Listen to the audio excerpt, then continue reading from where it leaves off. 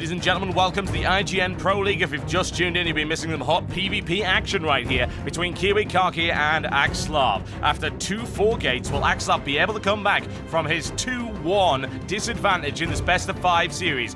One of these guys is going out of the tournament. They are in the losers bracket, so this is knife edge right now. Are you ready to get started? I certainly am. EGAxslav is 1 game away from going down.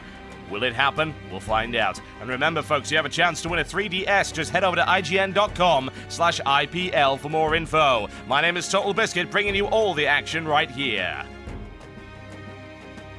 Ladies and gentlemen, welcome to the Shattered Temple right here. I bring you EGAxslav from Team Evil Geniuses. He is in the red trunks and he is playing Protoss down to the south of this map versus his opponent, KiwiKaKi, in the yellow trunks. He is playing Protoss as well, and of course he's from Team Root. He is up 2-1 in this best-of-5 series, having executed not 1 but 2 4-gateway approaches against his opponent EGAxslav, who in the first game was able to execute a very cool and calm macro approach, outlasting his opponent and patiently waiting for KiwiKaKi to make a mistake, at which point he pounced and annihilated the Root player. However, KiwiKaKi's come back strong with those double 4 gateways, and EGAxslav has not really been able to deal with it, honestly. He really has not. His builds have not been up to scratch, and it seems like the Achilles heel of EGAxslav may indeed be the 4-gate, in which case will he be able to come up with something this game to turn it around and take the series? We'll find out, folks, as we go in right here. EGAxslav with a very quick scout, actually, rather early. Pylon's going down for both. Nothing special, as you might imagine. EGAxslav always with the earlier pylon. Every single time goes for the earlier pylon. However, what exactly is KiwiKaKi doing? Because KiwiKaKi is only on 10 probes right now. That's interesting. That is really interesting. 1 gate goes down. Double gate goes down. 2-gateway zealot pressure is looking very likely right now as a direct result of that. In fact, it couldn't really be anything else. That's an intriguing maneuver. 2 gates going down on 10 supply. It's very early. The thing is, it was scouted very early, and I bet KiwiKaKi did not want that to happen.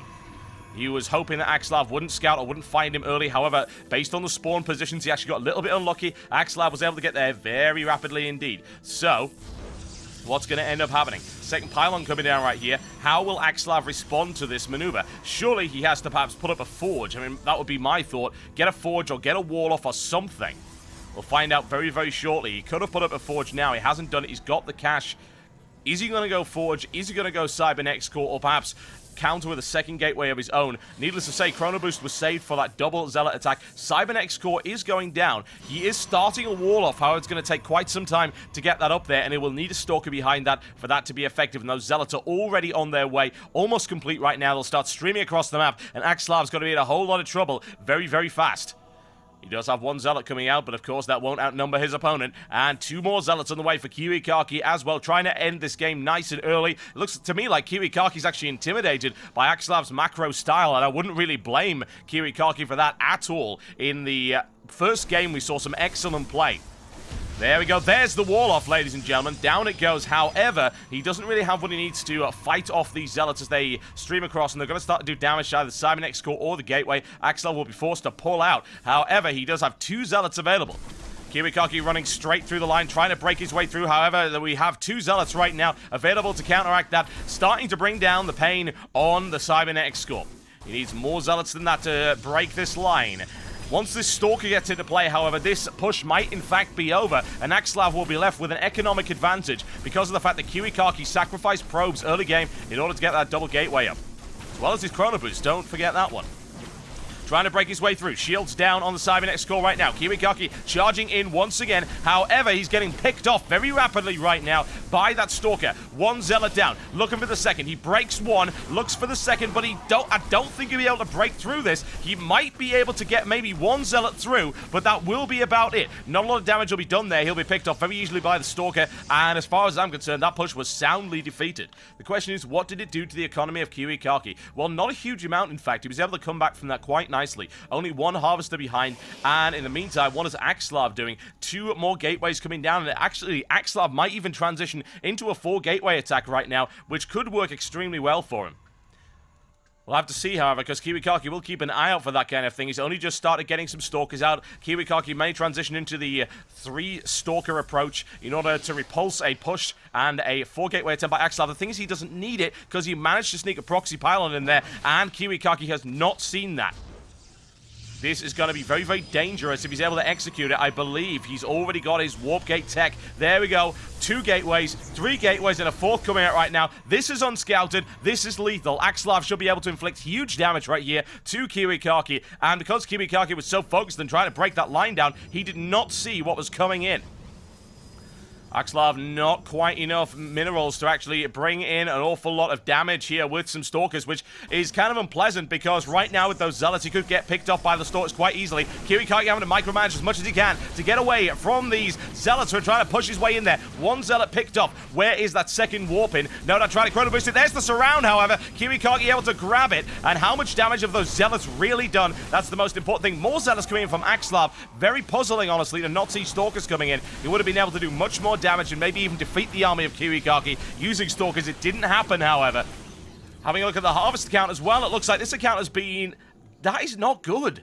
That should have been way more effective than it was. And that, in my opinion, was a complete waste there by EGAxslav. Could have waited a little bit longer, deployed 4 Stalkers right there, gone to the mineral line, started sniping off units. KiWiKaKi only had 2 Stalkers, 2 Zealots up, so that would have been effective. Unfortunately, it looks like he's bungled that one completely. Probe taken out as well, and KiWiKaKi taking bare minimum damage from that attack. He's going to come back with a robotics facility, 3 gateways into Immortals, no doubt, as well as the possibility of Colossi later on. And now EGAxslav forced to actually blow up his own warp gate in order to get past that particular wall-off that he did right there. Although I thought he had the room to get through there. He does. But I suppose he can't get a Stalker through there. I think Stalkers are, of course, a little bit larger. That would kind of make sense. It's a shame he's having to take that one out, but there you go. That's 1 warp gate going down for him. Observer on the way.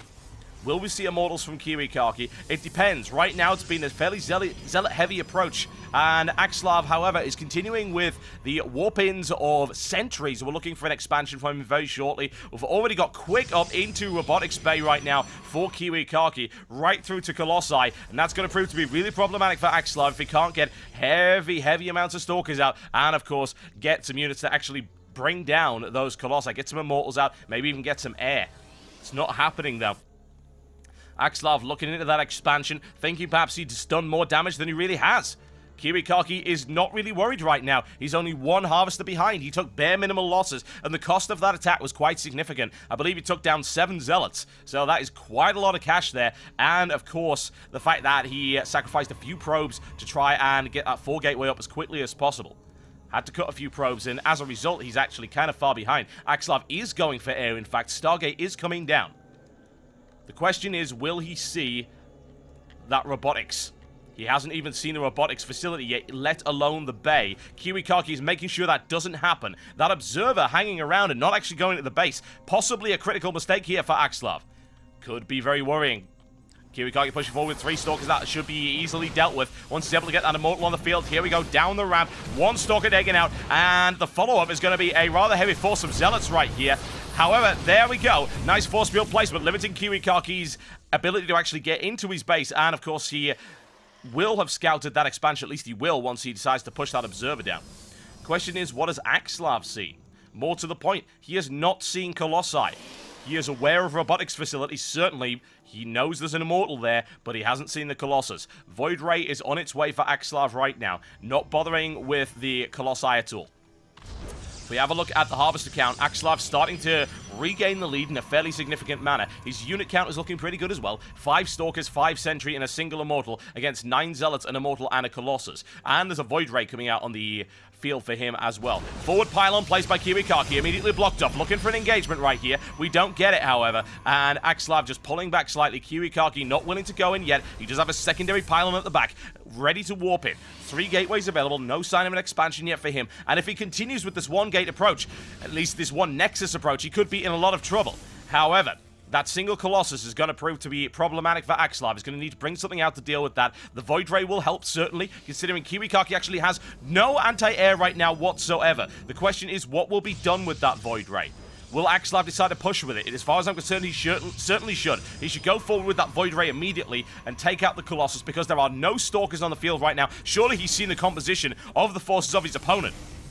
There we go, Void Ray finally rolling in. Go for the Colossus is what everyone is no doubt shouting at the screen right now. Needs to focus down. Look at that, Zealots and Colossi and Immortal. That's going to be no use at all. He can even take out that single Stalker. Pylon going down. Will he be able to take it up for the warp in? He is not able to do that. Down it goes, and here comes the engagement. Void Ray focusing fire now on the Colossus, cutting its way through there as quickly as possible. KiWiKaKi brings in some reinforcements, and EGAxslav, with a lack of micromanagement right there, is being routed at this point in time. That isn't good at all. That is not the sort of thing you want. EGAxslav being pushed all the way back right now, and his unit count is looking particularly weak.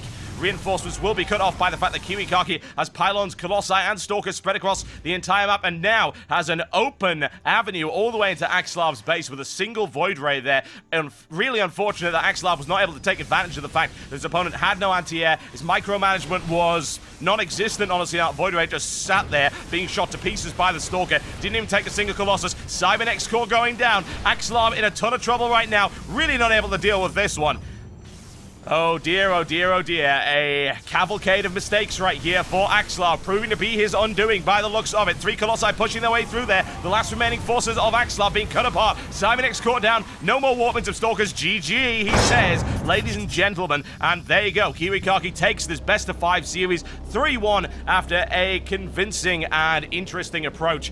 Even after EGAxslav managed to get a proxy pylon in the base, attempted to bring down the economy of KiWiKaKi. However, he made crucial errors in the force composition he used. If he'd actually waited just a little bit longer, gone for Stalkers, he could have done much more damage and fought off the forces of KiWiKaKi. As it stood, he got surrounded, he got nailed down by Stalker fire, as well as the probes, only took out a few, and at the end of the day, KiWiKaKi was able to come back from that very easily and then clean house. Ladies and gentlemen, my name has been TotalBiscuit, bringing you the IGN Pro League. Got plenty more action coming up for you, so don't go anywhere.